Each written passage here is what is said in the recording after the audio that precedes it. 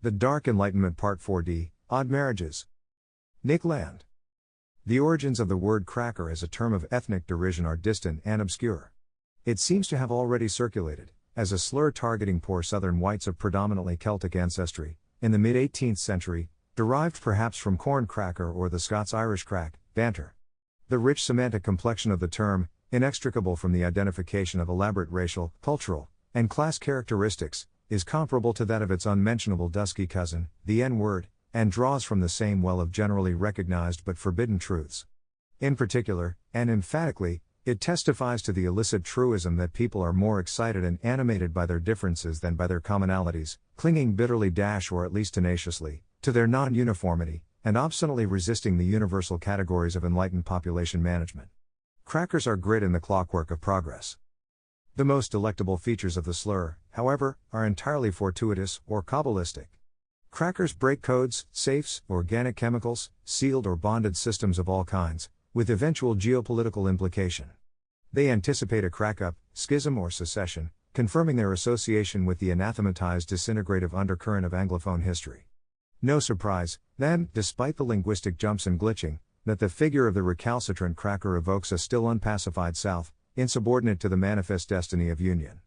This returns it, by short circuit, to the most problematic depths of its meaning. Contradictions demand resolution, but cracks can continue to widen, deepen, and spread. According to the cracker ethos, when things can fall apart, it's okay.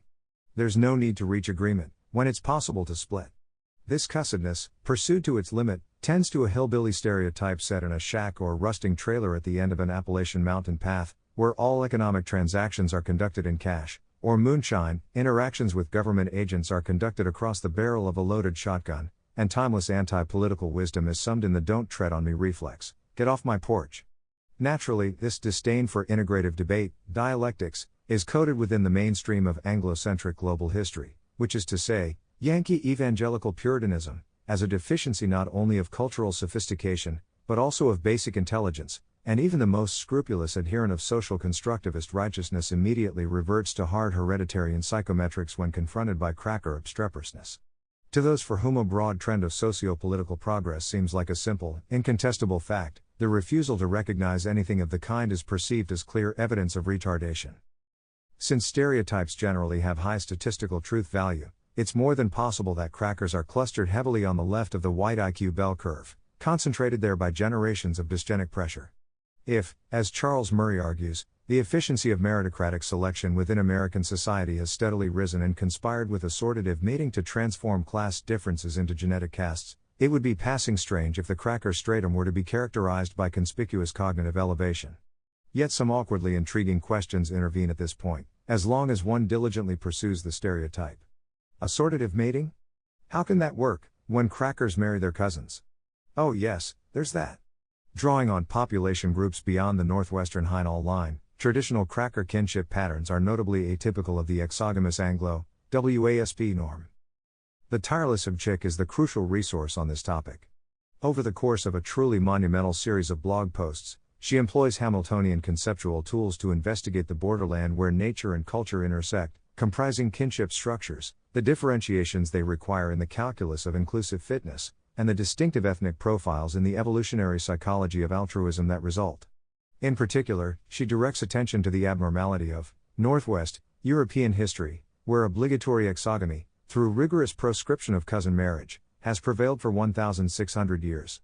This distinctive orientation towards outbreeding, she suggests, plausibly accounts for a variety of biocultural peculiarities, the most historically significant of which is a unique preeminence of reciprocal, overfamilial, altruism, as indicated by emphatic individualism, nuclear families, an affinity with corporate, kinship-free, institutions, highly developed contractual relationships among strangers, relatively low levels of nepotism, corruption, and robust forms of social cohesion independent of tribal bonds.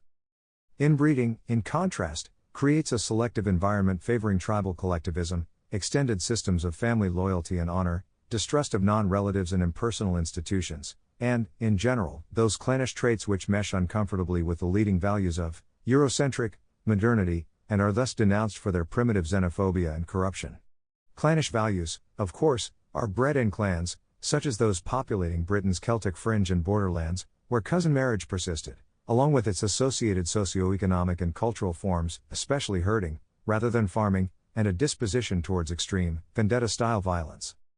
This analysis introduces the central paradox of white identity, since the specifically European ethnic traits that have structured the moral order of modernity, slanting it away from tribalism and towards reciprocal altruism, are inseparable from a unique heritage of outbreeding that is intrinsically corrosive of ethnocentric solidarity.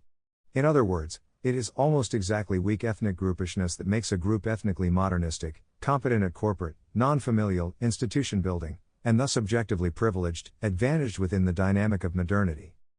This paradox is most fully expressed in the radical forms of European ethnocentric revivalism exemplified by paleo and neo-Nazism, confounding its proponents and antagonists alike. When exceptionally advanced race treachery is your quintessential racial feature, the opportunity for viable ethno-supremacist politics disappears into a logical abyss, even if occasions for large-scale troublemaking no doubt remain.